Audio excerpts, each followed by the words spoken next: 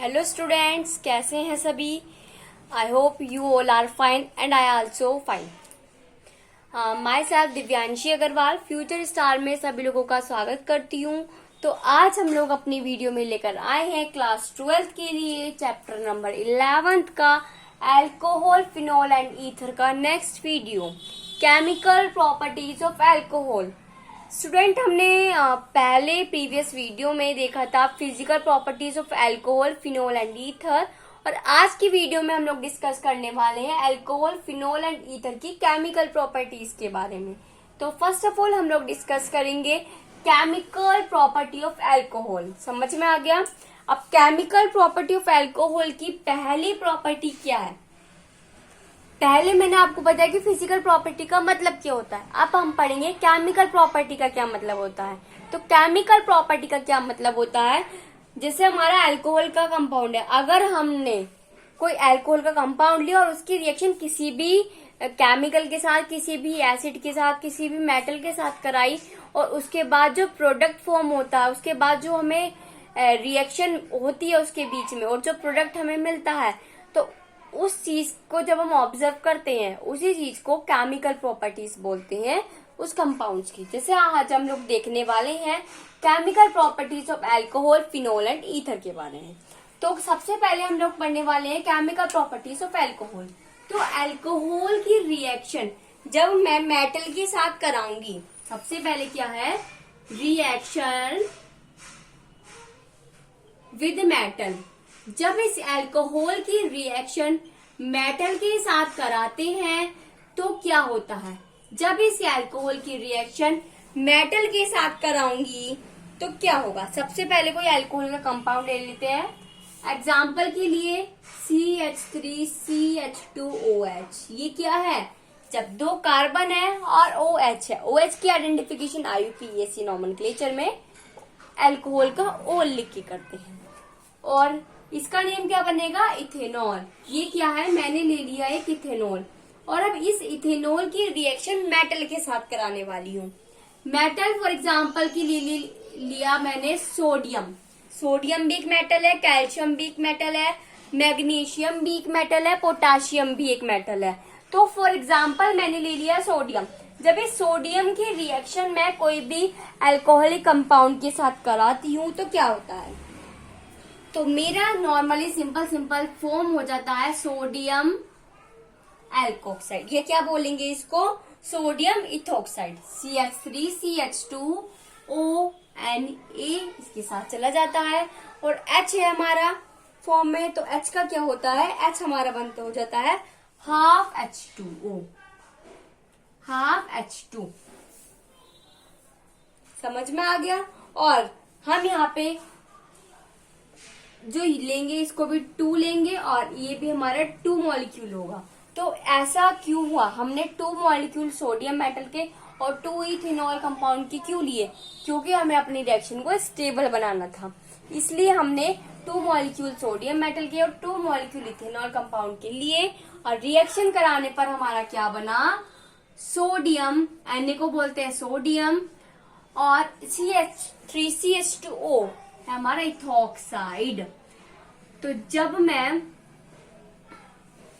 किसी भी, इसका कंक्लूजन क्या निकलेगा, जब भी हम किसी भी अल्कोहलिक कंपाउंड की रिएक्शन सोडियम मेटल के साथ कराएंगे तो वो सोडियम के साथ मिलकर रिएक्शन करके एक सोडियम एल्कोक्साइड कंपाउंड बना देगा। जैसे इथेनॉल की रिएक्शन मैंने सोडियम मेटल के साथ कराई तो उसने मुझे सोडियम इथोक्साइड गिवन कर दिया। समझ में आ गया। इस रिएक्शन को ये जो रिएक्शन है आपकी कन्वर्जन, पानी, कंप्लीट दी फॉलोइंग रिएक्शन में बहुत काम आने वाली है, तो इस रिएक्शन को बहुत अच्छे से समझना। नेक्स्ट आता है आपका, फॉर एग्जाम्पल के लिए अगर मैं लूं रिएक्शन विद मेटल में, दूसरा एग्जाम्पल देख लेते हैं। ये तो था आपका 1 डिग्री अल्कोहल, कैसा वाला, 1 डिग्री अल्कोहल। अगर मैंने ले लिया, भाई हमारे अल्कोहल उसमें हुआ क्लासिफाइड है 1 डिग्री, 2 डिग्री, 3 डिग्री। अब ये था 1 डिग्री का, अगर 1 डिग्री की अल्कोहल की रिएक्शन सोडियम मेटल के साथ कराती हूँ तो मेरा क्या प्रोडक्ट गिवन होगा। नेक्स्ट बात आती है, अगर मैं 3 डिग्री अल्कोहल ले लूं कैसा ले लू, 3 डिग्री एल्कोहल कैसा होता है, CH3 CH3 CH3 CH3OH, 4 carbon है तो ब्यूटाइल, और कौन सा है, थर्ड है, 3 डिग्री है हमारा तो होगा टर्शियरी ब्यूटाइल एल्कोहल। समझ में आ गया, इस कंपाउंड का नाम है टर्शियरी ब्यूटाइल एल्कोहल। वैसे आप लोगों को ये सारे नेम लिखने आते होंगे, जब हम लोगों ने IUPAC नॉमेनक्लेचर पढ़ा था अल्कोहल का, फिनोल एंड ईथर का, तो उसमें ही हमने सारे एग्जांपल्स डिस्कस कर लिए थे। तो मैंने क्या करा, टर्शियरी ब्यूटाइल एल्कोहल लिया, भाई 3 डिग्री अल्कोहल चाहिए तो मैंने 3 डिग्री अल्कोहल में कौन सा ले लिया, टर्शियरी ब्यूटाइल अल्कोहल ले लिया। भाई 3 डिग्री लेना है, 3 डिग्री में मैं कोई सा भी ले सकती हूँ, तो मैंने ये ले लिया टर्शियरी ब्यूटाइल अल्कोहल। अब इसकी रिएक्शन एक मेटल के साथ करानी है। सपोज सोडियम नहीं है, वो खत्म हो गया इसके साथ रिएक्शन कराने पर, तो मेरे पास एक एल्यूमिनियम का मेटल है, मैंने वो एल्यूमिनियम का मेटल ले लिया। और जब इस एल्यूमिनियम के मेटल के साथ मैंने रिएक्शन करवाई, तो इसने क्या करा, इसने इसके साथ रिएक्शन करके जो काम 1 डिग्री वाले ने करा वही काम 3 डिग्री वाले ने करा। तो इससे हमें क्या पता पड़ा कि हम मेटल की रिएक्शन 1 डिग्री अल्कोहल के साथ कराएं, 2 डिग्री अल्कोहल के साथ कराएं, चाहे 3 डिग्री अल्कोहल के साथ कराएं, वो इसके साथ मिलकर एक ऑक्साइड वाला कंपाउंड ही हमें गिवन करेगा। तो सेम है, इसी में भी क्या मिला हमें, CCH3 CH3 CH3O aluminium plus half H2। समझ में आ गया। और इसमें हमने क्या करा, इसमें हमने 2 मॉलिक्यूल इसके लिए और 6 मॉलिक्यूल इसके लिए। जब हमने 2 मॉलिक्यूल इसके लिए और 6 मॉलिक्यूल इसके लिए, तो क्या हुआ, ये वाला जो था ये हमारे 2 वो बने, 2 एल्यूमिनियम बाहर था ना, और साथ में 3 इसको बैलेंस करने के लिए हमने इस तरीके से लिख लिया। ये सिर्फ बैलेंस करने के लिए है, मेन आपका फोकस होना चाहिए रिएक्शन को समझने में, बैलेंसिंग तो आप लोग खुद ही कर लेंगे फिर। तो ये मेरा क्या बनेगा,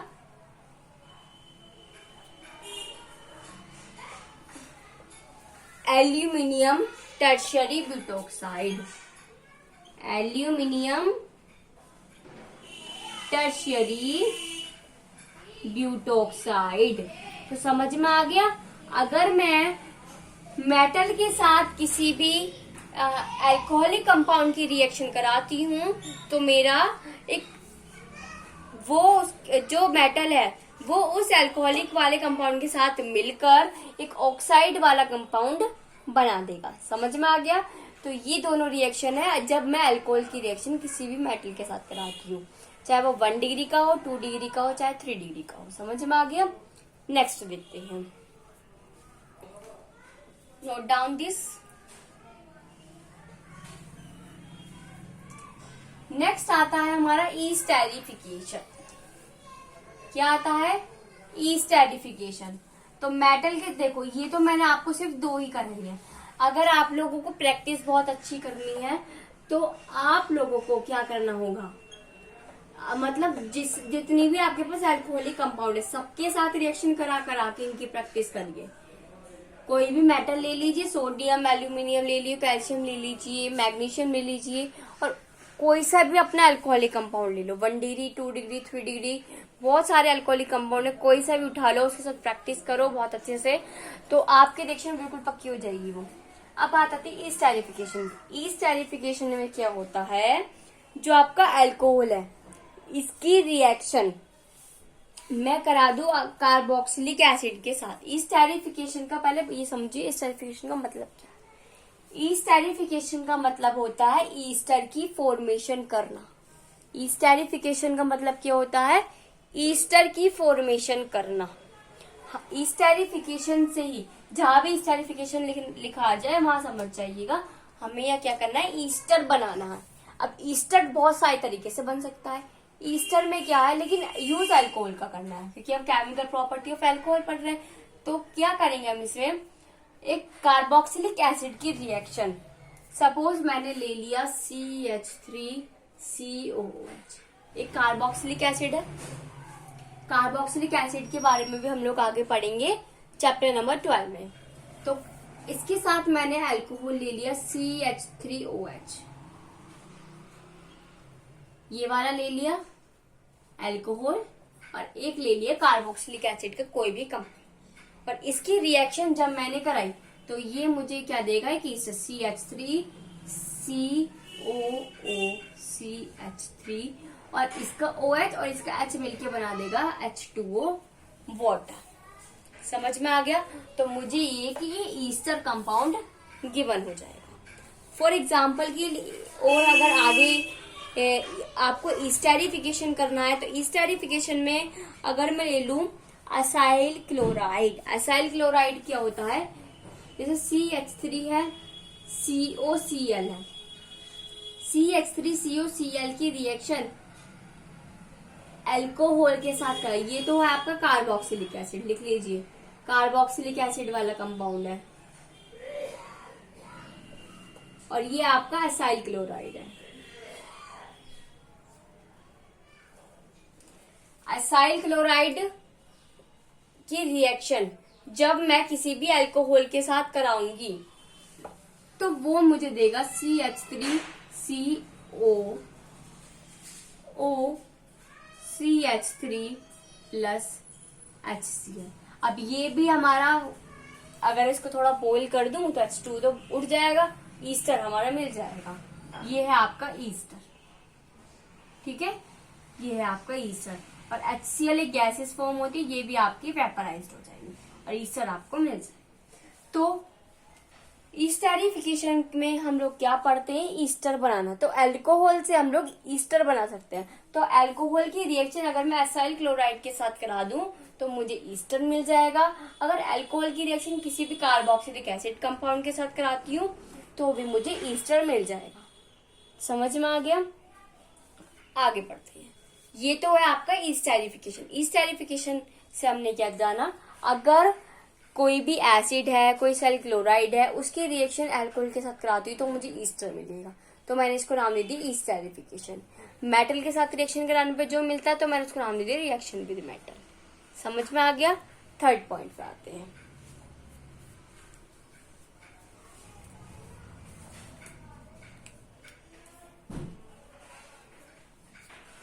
थर्ड ये लिख लेती हूँ, रिएक्शन विद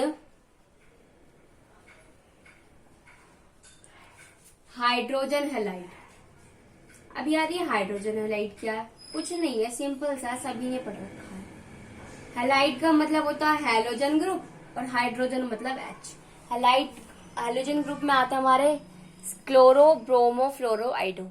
तो अल्कोहल की रिएक्शन HCl, HBr, HI इनके साथ कराने पर क्या होता है वो पढ़ेंगे हम इसमें। फॉर एग्जाम्पल के लिए मैंने HCl ही ले लिया और अल्कोहल ले लिया, सबसे सिंपल वाला। इथेनॉल लिया था ना, इथेनॉल ही ले लेती हूँ। चलो, तो CH3CH2OH इथेनॉल। नाम नहीं लिख रही हूँ, नाम बाद में खुद लिख लेना अपने आप भैया। अब इथेनॉल की रिएक्शन जब मैं HCl के साथ कराऊंगी, क्या है, इथेनॉल की रिएक्शन जब मैं HCl के साथ कराऊंगी तो ये डायरेक्ट कोई रिएक्शन नहीं देता, इसमें एक रिएजेंट यूज होता है जिसका नाम होता है एनहाइड्रस ZnCl2। क्या यूज होगा? Anhydrous ZnCl2। क्या है? थर्ड है, जब मैं किसी भी अल्कोहलिक कंपाउंड की रिएक्शन किसी भी हाइड्रोजन हैलाइड के लिए जैसे HCl के साथ कराऊंगी तो उसमें एक रिएजेंट का नीड होगा। तो याद रखना, अगर आप किसी भी अल्कोहल की रिएक्शन कोई भी हाइड्रोजन हैलाइड मतलब HCl, HBr, HI के साथ करा रहे हैं तो आपको उसके साथ कोई ना कोई रिएजेंट, कुछ रिएजेंट फिक्स होते हैं, वो रिएजेंट आपको लर्न रखने पड़ेंगे, उस रिएजेंट के साथ करानी होगी। जैसे इसमें मैंने एक अल्कोहलिक कंपाउंड लिया, HCl लिया, और इसमें रिएजेंट यूज होगा एनहाइड्रस ZnCl2 और मुझे क्या मिल जाएगा? मुझे एक हैलो एल्केन मिल जाएगा, CH3CH2Cl प्लस H2O। अब इसका नाम क्या होता है? इसका नाम क्या होता है? Ethyl chloride. Ethyl chloride. तो हमने देखा, अगर हम किसी भी अल्कोहलिक कंपाउंड की रिएक्शन हाइड्रोजन हैलाइड से कराते हैं तो हमें क्या मिलता है, हेलो एल्केन मिलता है। क्या मिलेगा, हेलो एल्केन। समझ में आ गया, स्टेरिफिकेशन ऑफ हाइड्रोजन हैलाइड। अब बात आता है फास्फोरस हैलाइड। फास्फोरस हैलाइड कौन कौन से होते हैं, PCl5, PCl3, ये दोनों है आपके फास्फोरस हैलाइड। क्या है, फास्फोरस हैलाइड। चलो समझ में आ गया। फोर्थ आते हैं, फोर्थ नंबर पे क्या है,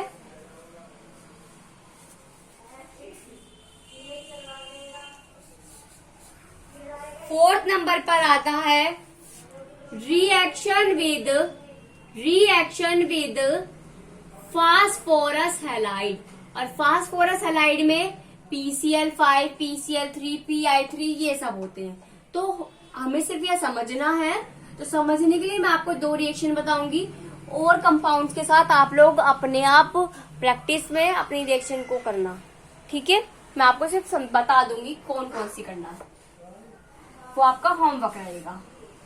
तो रिएक्शन विद फास्फोरस हैलाइड के अंदर क्या होता है, कोई भी अल्कोहल ले लिया, जैसे सपोज CH3OH मिथेनॉल ही ले लिया और इसकी रिएक्शन PCl5 के साथ दे दी गई, इसकी रिएक्शन PCl5 के साथ ही दे दी गई, तो मुझे क्या देगा, सबसे पहले एक हेलो एल्केन कंपाउंड मिलेगा CH3Cl और POCl3 मिलेगा और HCl मिलेगा।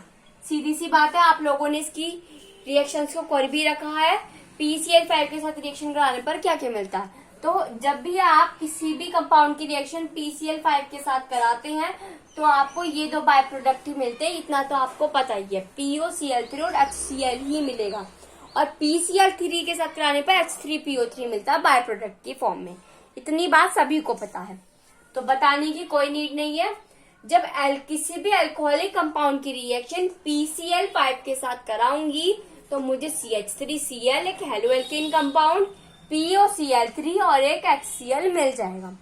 तो अभी हमने पहले पढ़ा, अगर मैं कोई हाइड्रोजन हैलाइड की रिएक्शन कराती हूँ अल्कोहल के साथ तो हेलो एल्केन मिलेगा, और अगर मैं फास्फोरस हैलाइड की रिएक्शन कराती हूँ तो हेलो एल्केन मिलेगा। ऐसा क्यों हो रहा है, क्योंकि इसके अंदर हैलाइड आ रहा है।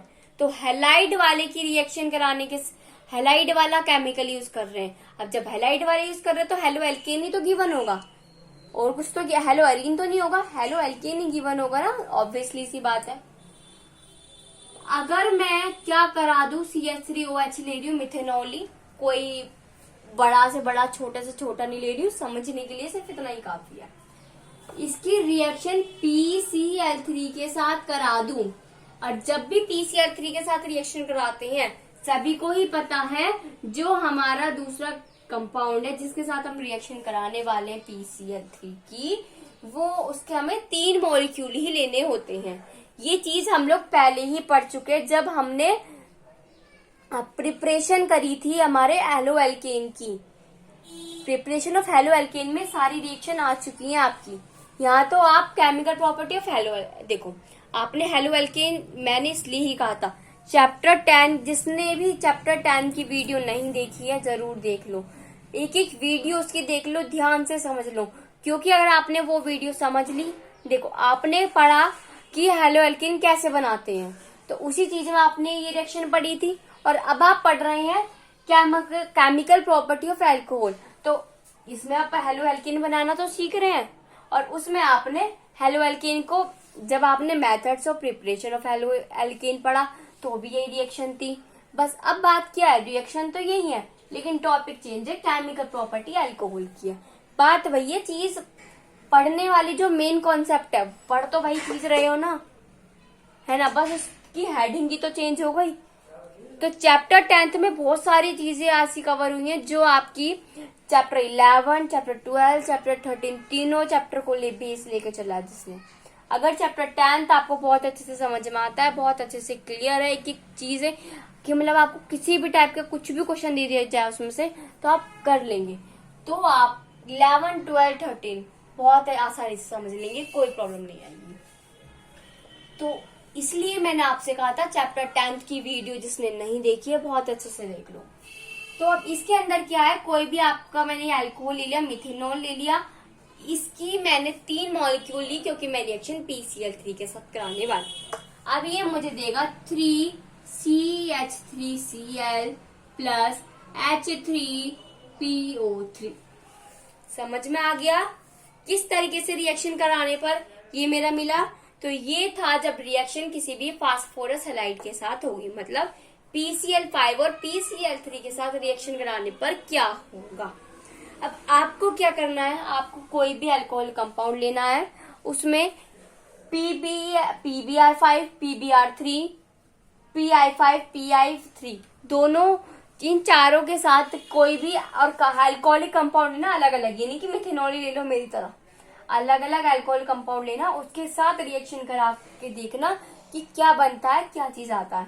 और अगर नहीं समझ में आता है तो कमेंट सेक्शन में कमेंट करके मुझे तुरंत अपना क्वेश्चन पुट अप कर देना, मैं आपको आंसर्स एक्सप्लेन कर दूंगी नेक्स्ट वीडियो में। समझ में आ गया।